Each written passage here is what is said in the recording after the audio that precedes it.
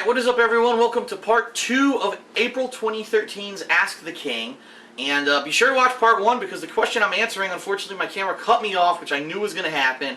But anyway, it was about the fighting game community, and I was basically elaborating on the fact that I rather enjoy what I'm doing now, and I enjoy what I'm doing now more than if I was just focusing primarily on fighting games. And now don't get me wrong, I do feel that if I really did focus on fighting games, I could probably get back to a competitive level in any of them. I'm not just saying Super Turbo. I bet you in Street Fighter 4 and the other, games that are popular right now, I could probably get into tournament level shape and I could do pretty well. But I have no desire to do that. I'm enjoying what I'm doing too much. I don't want to go back into all the drama and the childish bullshit that you used to have to deal with the fighting game community. And now that it's just like gone 20-fold with the era of, oh, I'm going to get internet famous and make YouTube money, I just really don't care about it anymore. I don't, like I said, I don't follow Evo. I don't watch YouTube, or I don't watch Twitch TV streams of fighting games. I just don't follow that stuff anymore. I do enjoy fighting games. I will continue to play fighting games, especially now that I live stream. People really enjoy it even more, but I'm just not going to get into it the way I used to at this time. I got 2 questions, both from Solid Fantasy, and he asked 2 really good questions. So let's get into them. I want to apologize to anyone who's offended that I took 2 questions from the same person, but he asked 2 really good questions this month, so I want to answer them both. First question is, do you think it's time that companies like Capcom start adding stories to their fighters to appeal to a broader scope? Mortal Kombat 9 and Injustice both have excellent story modes, and as a casual fighting game player, I wish that more games would start doing this. Dead or Alive 5 also had a respectable effort here too. Yeah, I mean, when you really think about it, there are games, especially the games that have been coming out of NetherRealm Studios lately, that have had exceptional story modes. I mean, look at it, some of them are 4 or 5 hours long. And it really adds to a game to say, wow, yes, at its core, it's supposed to be a competitive fighting game, but for people who aren't into that, there's an awesome campaign. There's cool challenge missions. There's all this added content. And really, when it comes to fighting games, what you really need to think about is the 2 different audiences that you're selling them to. You're going to have this one group that's like, oh, I want to get competitive at the game and play online, and I want to show myself off on YouTube and show that I'm a great fighting game player, and I want to talk shit and become a known name. There's that group. And then there's people who just are buying the game to enjoy it for the sake of enjoying it. They don't ever want to learn super high-tier strategies and go to play in tournaments and talk shit on the internet. They just want to enjoy the game.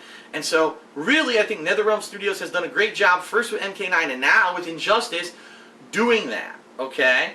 Capcom, unfortunately, has never really delved into that realm. Yes, their games have always had a story. There's like an arcade ladder for every character in their game, and it has a little snippet of story here and there, and usually at the end you get an ending that is confusing as hell because there was no story during the whole time you were playing. But Capcom has never really focused on story when it came to their fighting games. They just never have. Would their games sell better if they did? I don't know. I don't know if that's even a consideration of theirs. I think for them, they've found a lot of success sales-wise because they've dumbed down their games. It's way easier to do anything in their fighting games now. And, take a look at a game like Ultimate Marvel 3 where, oh, you get one hit, and if you just learn this one pattern combo that you can repeat over and over, you can get 100% and win the match. Look at a game like Street Fighter 4 where anyone now can do perfectly timed mashed reversal dragon punches and these elaborate reversal combos because they've made the input window for these things so wide. Capcom took a different route. NetherRealm focused on making their games fun and solid games and then adding extra content like a great campaign mode. Capcom just took the same shit they used to always do and dumbed it down for the masses. So, 2 different studios, 2 different approaches. Do I think that it would be awesome if Capcom added in story to their games? Absolutely. Do I see them actually putting in that much time and effort to their games in the future? I don't. I think they're just going to find cheap ways to cash in and stuff like they've been doing for the past several years. Okay, second question from Solid Fantasy. Have you seen Django Unchained yet? It was one of my favorite movies of last year, and I actually saw it Christmas night because it's fucking Quentin Tarantino. If you have, what is your stance on the frequency of the usage of the N-word? In my opinion, movies, games, books, etc. are all art forms, and people shouldn't have to censor themselves to avoid upsetting people. If people are offended, they shouldn't watch it. No one's forcing them to do so after all. If you don't know what he's talking about, he's addressing the movie Django Unchained. It was the latest Quentin Tarantino movie. It came out last December. and it just became available on demand. And I actually, incidentally, yes, I did just see it. I actually watched it with my girlfriend when she visited this past weekend because we're both Quentin Tarantino fans. First of all, I thoroughly enjoyed the movie. It's very much on the longer side. It's almost 3 hours long, but never at any point did I feel like the movie was dragging out or slowing down. I actually felt the movie was very well paced.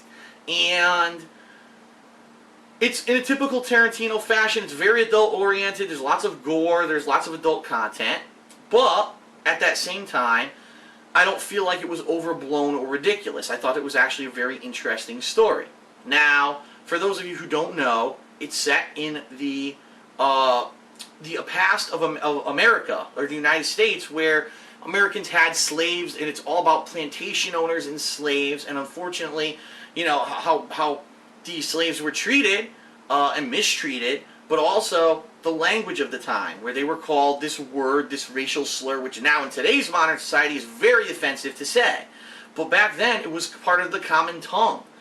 You know, everyone used this word commonly, and so the word is used a ridiculous amount of times in the film, but it's used in a way it's really not even intended to be offensive. Like, they're just saying it because it's the word that was used at the time. That's what it was used to refer to the slaves at the time. So, should anyone take offense that this movie used this word so many times? No. If you actually watch the movie and you see the way that it's used as part of the dialect, the common dialect of the time. For me, I'll be honest with everyone, I didn't even really notice because I knew that this was the word that was being used at the time. I saw it completely in context, and at no point did I ever take any offense. Now, am I offended that there were slavery? Yes, of course. Am I offended that you know, a certain group of people were completely mistreated? Yes, of course. But I'm saying that I wasn't offended that Quentin Tarantino decided to use this word in the dialect of his movie. In fact, if they never used the word, I think that it actually would have been out of place. Some of the stuff that happened in the movie might not have even made sense because you wouldn't have understood that these entire race of people were subjugated. They were turned into forced subjects of these plantation owners and or people who owned slaves, and it actually made sense to have that word in context. Now, if the word were used as, you know, just to be insulting or whatever, or superfluous or for shock value, then I would have had a problem with it or taken issue with it. But that's not how it was used. I feel it was used tastefully, and I actually really thoroughly enjoyed the movie. Okay. I got 2 more questions from the forums, and then we're going to move on to Facebook and Twitter questions. Let's actually see how much time I have left. I got about 20 minutes, okay? Alright. This one is an interesting question, so bear with me. He actually starts it off, this may be a long one, so I apologize. I wanted to ask you about Smark Guys.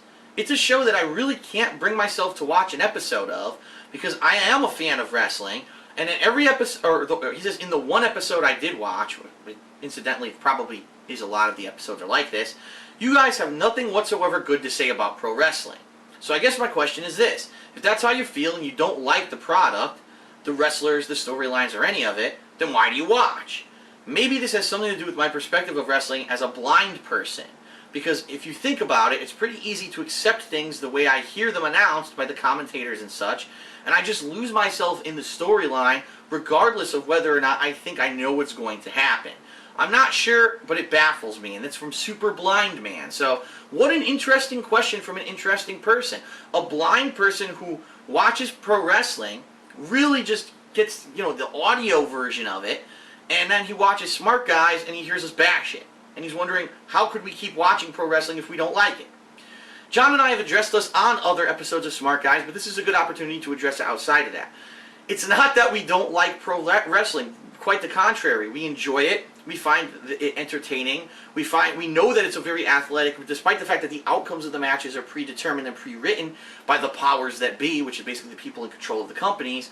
We know what a great physical toll it takes on these guys. We know what they sacrifice. Hell, I'm in the middle of watching For All Mankind, which is the new Mick Foley DVD. It's his life story. My God, the stuff that guy put himself through. And a lot of people might say, oh, but he's just a joke character. He wears a mask or a sock, and what the hell, you know, how could you take him seriously? But to see the sacrifices this guy made, and then to actually find out that behind the scenes, the guy is actually such a nice guy. He's been into charity like more than, you know, most people on the planet. And that he took his money that he could have, the millions and millions that he made, that he could have just put into himself, and he puts it into these great directions. It's amazing. So, pro wrestling, John and I both enjoy the product, regardless of the fact that we may criticize it. Smark Guys is a wrestling commentary and criticism show. The point of the show is for us to discuss what's going on in current wrestling news and to give our opinions on it.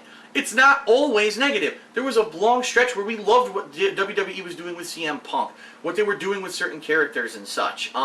We talk a lot about, wow, I really liked how they put this guy over, or they did this or that. We really enjoyed a couple matches at WrestleMania, even though most of the matches we didn't like. We really enjoyed the CM Punk Undertaker match, and we praised the hell out of it on Smark Guys, okay? So it's not always about the negative, but what you'll find is that a lot of the times it is kind of negative because these companies like WWE, like TNA, they do ridiculous stuff. And it's just, for a wrestling fan who's a fan of the wrestling as well as the entertainment factor, it's, you know, a lot of people just say it's sports entertainment. We see it more as a physical, athletic thing. We like to see guys be shown off for what they can do with their in-ring ability, and a lot of the times these companies don't do that. And we get frustrated when we see that, okay?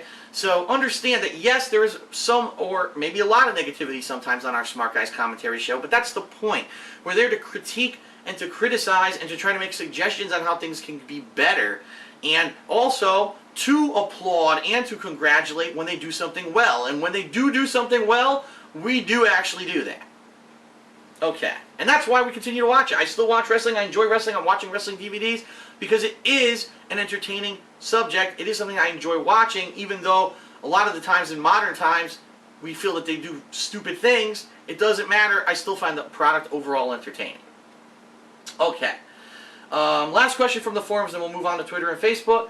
Phil, do you think fighting games will go back to strict input timing and input execution instead of the more lenient Super Street Fighter 4 AE input timings and accepted input executions? That's from Mark142007. Until Capcom doesn't care about money, they will never do that. It's that simple. They've now done it with Street Fighter 4. They saw that it made the game a mainstream success outside of, you know, people playing at a competitive level. Mainstream, the game is a huge success sales-wise. And they will never go back to more strict controls because they know that people will complain that the game is too complicated and that mainstream people who are not into the competitive scene will not buy it. So, is Street Fighter 4 successful? Yes and no. Street Fighter 4 was successful in making Capcom money and also in bringing the Street Fighter franchise more to the mainstream, but when it comes to a competitive aspect, it dumbed down the game, and anyone who used to be a hardcore, you know, competitive fighting game player actually dislikes the changes that they've done to their franchises. Okay, now for Twitter questions. First one is from NoahX3, and he says, so, new Mass Effect is in the works. Would you prefer it to be a prequel or a later game to Mass Effect 3 storyline? And obviously, if you watch part 1 of Ask the King this month, you already know the answer. I would like it to be either a continuation or maybe a side story, a character who has nothing to do with what happened in the original Mass Effect trilogy, because I don't like prequels. I don't want to find out about some superfluous character who 10 years ago did something and it led to a change that somehow affected Shepard in the Mass Effect trilogy, because I already know how the Mass Effect trilogy is going to pan out. I'd rather see either something like a post-game, the continuation of the story, or maybe just characters who are completely unrelated to Shepard and such. Okay? Next question. This is a big one because a lot of people have been asking me about this one. So listen up, everybody. The question is, should we be worried about CISPA? And that's from Avatar81. In a nutshell, I'm going to explain the situation regarding CISPA. About 2 years ago, there was this bill going through the Senate and Congress called SOPA and or PIPA. It was two bills that were kind of fused together. And it was going to lead to a lot of internet censorship simply because it was going to give companies unprecedented power to basically try to prosecute people who they felt were copyright offenders or copyright infringers on the internet. Now, for me in particular, for anyone who did anything on YouTube and Twitch TV and live streaming anywhere, this was a major case for concern because we are doing video game playthroughs, which right now kind of are protected by fair use, but may or may not be a gray area. Now, no one for the most part has ever prosecuted anyone for doing a let's play of a game or a playthrough of a game. Because I think game companies realize that it's a fun thing, it advertises their games. But there are some game companies who maybe feel the contrary, that maybe it spoils the game or whatever, and therefore there were some game companies who were on board with these bills. I was one of the main people who stood up on the internet and said, no, spread the word. We can't have these bills passed. It's not that the idea behind it is bad. I mean, obviously, protecting your own copyrighted works is a great idea. But the bills were too broadly worded and would have given unprecedented, unneeded powers, and it would have just caused a fucking huge mess. So I stood up against it. Thousands of other people stood up against it. We got the thing shot down. Basically, when it finally got to Congress, or I forget if it was the Congress or the Senate, they saw there was so much opposition to it that they said, oh shit, well this will negatively affect us if we vote positively for this, so we just dismissed it, and they did. They dismissed the bill. It's shelved. CISPA is a completely unrelated bill. So anyone who's telling you that's related to SOPA and PIPA is wrong. They're lying to you. And that's what I hate about this. When you have a common cause like that, you have these people who are bandwagoners, and they're like, well, oh, here's this other unrelated thing that we'd also like help with, so say it's similar. It has nothing to do with SOPA and PIPA, okay? CISPA, from what I am to understand of it, from the very limited amount that I've read about it, is a bill that would give, basically, again, unprecedented powers to the U.S. government to request your personal information from companies such as an internet service provider, that whenever they want your information, they can request it, and the internet service provider will have to provide it, no questions asked. And the reason that they're doing this is they're saying for security reasons, that there are so many people who are doing cyber attacks, who are destroying intellectual property, who are destroying businesses with hacking and stuff, and they're hiding behind these companies who are saying, well, it's privacy, it's a privacy issue, we can't give you their personal information. So they're trying to pass this bill that's basically saying, no, these companies will no longer be able to hide your personal information. If the government asks about it, they will have to provide it no matter what. So obviously it's a huge privacy issue. Oh, is that ethical that the government can just get all your personal information whenever they want, okay?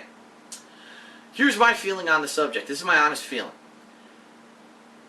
I am not doing anything in a position where the government is going to want my... Do you think the government cares about me? Honestly, do you think the U.S. government cares of a guy who does video game playthroughs and reviews on the internet? Do you really think they care about me? No.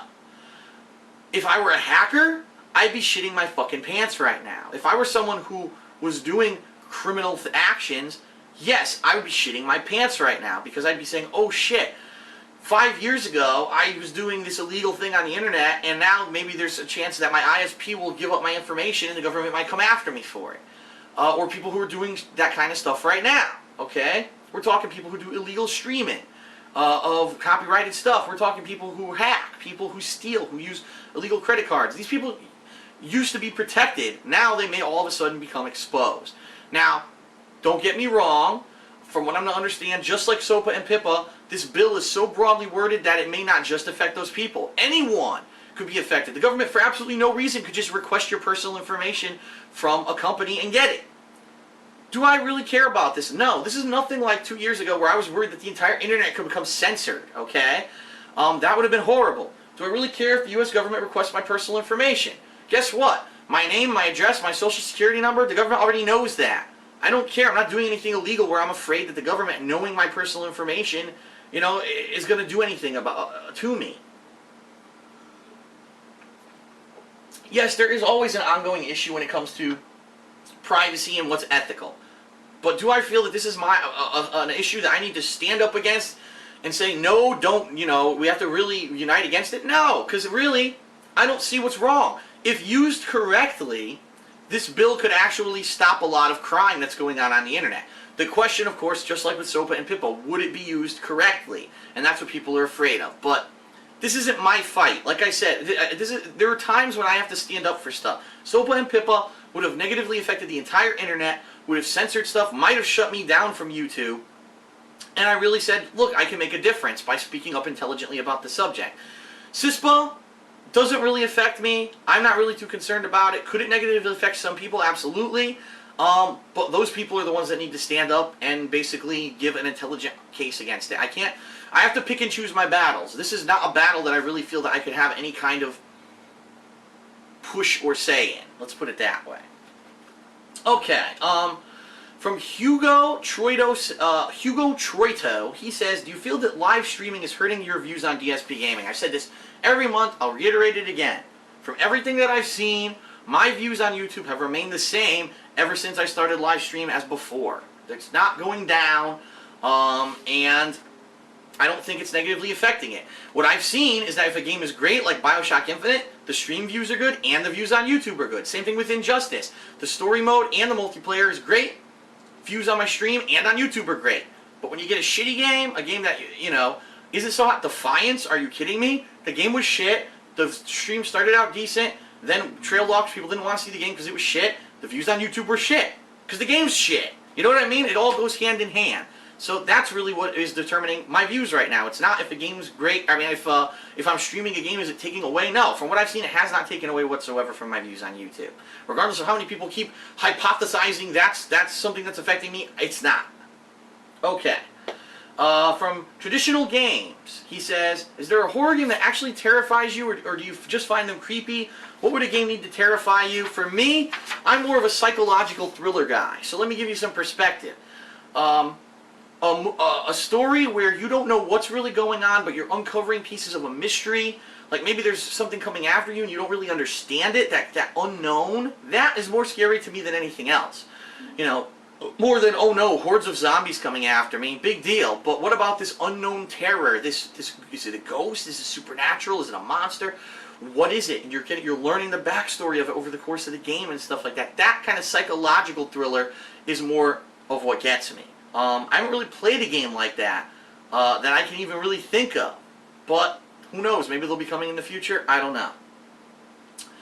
Next is from Cam, and the question is, do you feel that recording with HD PVR now, how do you feel about recording with a PVR now that you, I can't read this question because he worded it wrong.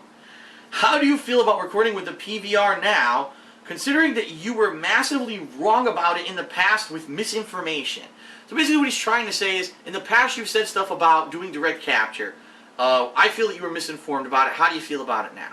Well, first of all, I don't think I was misinformed about it because I'm doing it now, and every single difficulty that I mentioned about it in the past has come up.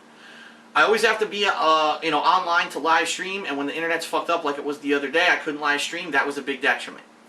I need to constantly be using all the resources on my PC to do it. So I can't upload while I'm also doing direct capture and or live streaming. That's a detriment. Crazy amounts of problems with bugs, with audio sync, with all kinds of stuff and equipment has come up over the course of me doing direct capture. All the things that I said were going to be hindrances for me doing direct capture have crept up and bit me in the ass. Now, I've taken a significant amount of time in 2013 so far to try to adjust to these things on the fly, to try to get around them. And right now, I feel that I'm kind of settling into a situation where my volume level's usually good, the quality of the video, the audio is pretty good, and I think people are finally settling into it. And some people who were afraid that, oh no, the quality of Phil's videos were going to go down, they're kind of appeased at this point. They're saying, okay, you know what? No, the audio is kind of good. It's different from what the camera used to be, but it's still kind of good. The video quality is exceptional compared to what Phil used to do. This is really good. I mean, I've even got to the point where now when we're doing co-op, I'm using 2 headsets and a microphone, so there's no echo during co-op. I think people are enjoying that. So I don't think I was misinformed whatsoever. It is more difficult to do direct capture and live stream than to do what I was doing previously with a camera. 100% I was correct about that. All the things that I said have crept up. It is not easy to do it, okay? But at the same time, I think that it's enough of a positive that I'm going to continue doing it. So I think it's a good thing. I think it's a positive. It's more difficult, but I think I've worked most of the bugs out at this point. I'm enjoying doing it. I'm definitely enjoying the added capability of live streaming, and so I'm going to continue to do it. Okay, I got like 4 more questions left, and I'm running out of time. I only have like 4 minutes. Let's get through it. What is your favorite local restaurant in your area? That's from Septipus. I have 2. When it comes to breakfast, there's this place called Sunnyside that, as you've seen on my girlfriend Panda Lee's channel, she has done many vlogs there of the food. The food is exceptional and great weekly specials. Breakfast, lunch, no matter what you get, it's usually pretty good. I really like Sunnyside. But in addition to that, for the best Italian food in the area, and it's funny because it's not like the most popular place, but it's the place I grew up with. I think their pizza is the best on the planet. It's Vinny's Pizzas in Bridgeport, Connecticut. I love that place. I love their food, and I'm probably gonna. It's going to be the #1 place that I miss when I finally move out of Connecticut to a new place. Let's see. I've noticed that, this is from Lamar Anthony Carter, and he says, Phil, I've noticed that some YouTubers are verified on Twitter. Do you have any plans to get verified, as in the past you've had people impersonate you on Twitter, and if not, why? Very quick and honest answer, because there's no process by which you can just get verified on Twitter. Supposedly to get verified on Twitter, you need to know someone who's like on the inside, someone who's on the up and up with Twitter, and then Twitter will say, oh, okay, I see you have a big following, or you're a well-known person, you don't want to be impersonated, we'll verify you. But outside of that, like, you can't just ask Twitter to be verified. There's no application process to be verified. I would love to be verified, because last year there were people impersonating me and causing some ruckus on Twitter, but I don't know anyone who else is verified or who would be able to get me rolling in that process, so unfortunately there's no way for me to do it. Martin Daskalov asked me, hey Phil, how do you see yourself 10 years from now? Ideally, 10 years from now, I'd like to be living in a new place that's like a house or a townhouse or a bigger place with Panda Lee. I'd like to possibly be still doing stuff on YouTube and Twitch, so still doing gaming to some capacity, but maybe not having that be all that I'm doing, having maybe a little bit more of a diversified focus. Like I said, maybe I'll travel the world and do vlogs and stuff like that, and that would be cool. I'd also like to, at that point, have saved up enough money that I can start doing something else outside of YouTube and Twitch, like maybe my own small business. I've always had a dream to maybe open a small business and be in control of it, and that would be a cool thing, because I could even do vlogs from the small business of how to run a business and all the stuff that I'm experiencing on a daily basis. I think people would really enjoy that kind of stuff. What kind of a small business, I have no idea. And obviously, in 10 years, if everything is going well, I'd like to maybe start a family. I mean, I'm 31 years old at this point. You know, when I'm 41, that's not the time to start having kids. I'll have been probably too old. So I guess we'll have to see. I don't know if kids is anything that I would definitely want to do. I've thought about it, but I have no definitive answer on it right now. That's my honest feeling right now about 10 years, where I'd like to be. All right, the last question. I only have a minute to do it. Will we ever see the new vlog series that you wanted to start up earlier this year? It seems like between major releases, the fact that you're now doing direct capture and live streaming, you've been filling the void with vlogs and other stuff, and really it doesn't look like you'll have time to be doing, you know, your new vlog series. Good question. If you don't know what he's talking about, earlier this year I said there were 2 vlog series that I wanted to try. One was going to be a weekly, like, gaming news series, and another one was going to be back in the day with DSP, where I talk about, like, stories about the gaming past. I can tell you right now, the news idea is on hiatus. I'm probably not going to be doing that, simply because I don't have anywhere to film it right now. Now, if I get a new place next year, I have an office, I could do green screen or maybe a cool desk or something somewhere where I can film it and look professional, I'll do it, but right now that I'm not doing because I have nowhere to film it. The other show I would still like to do, I just haven't had opportunity, especially with direct capture live streaming over the past few months. It's taken up a lot of my time, and I find that between all my existing series on the King of Hate vlogs, I have enough to fill the void. I haven't needed a new show to fill, like, any days, but there's a chance that in the future I will be doing it. Maybe even in the summer when there's more downtime. We'll see about that, but as of right now, that show is still an idea, but it hasn't happened yet. Thanks a lot for watching Ask the King, everyone. Be sure to post up your questions for next month in the new thread on my website, and I will see you guys for new gameplay, new streaming, new cool stuff coming up. Thanks for watching. See you later.